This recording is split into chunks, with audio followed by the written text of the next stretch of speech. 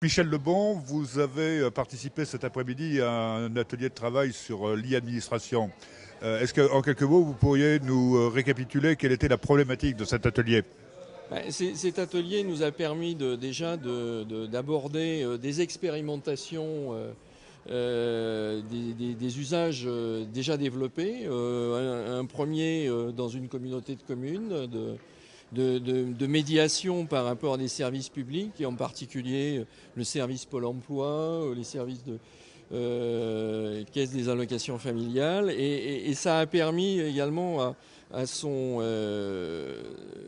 la personne qui a fait cette restitution de valoriser tout le côté périphérique de la médiation, avec la mise en relation, l'accompagnement, la prise de connaissance d'autres services proposés sur cet espace de cyberbase, de médiation numérique.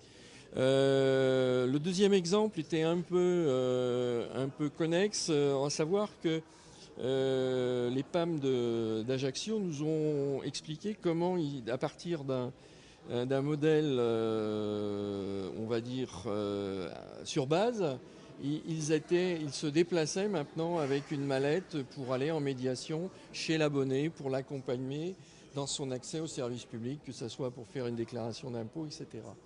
Donc ça m'a permis de mesurer par rapport à ce que j'ai en tête, puisque je suis un consultant en aménagement numérique territorial, plus un homme de tuyaux et d'infrastructures que de services, de voir comment, à partir de ces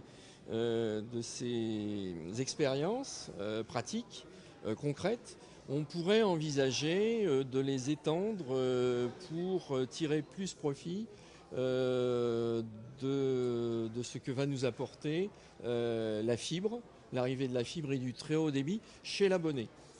Donc là, il y a une réflexion certainement à mener, parce qu'il y a visiblement des points que j'avais un peu sous-estimés: le relationnel, la présence à côté du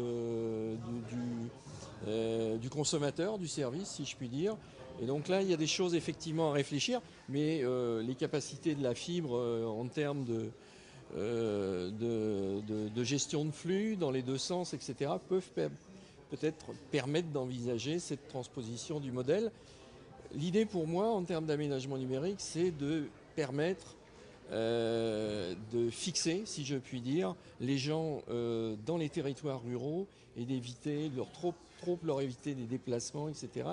Même si j'ai pu le constater cet après-midi, il y a le côté social de la mise en relation qui est important dans les expérimentations qui nous ont été présentées. Le côté mise en relation sociale face à face. Voilà. Et encore une fois, le virtuel procède du réel et pas l'inverse. Tout à fait. Ok.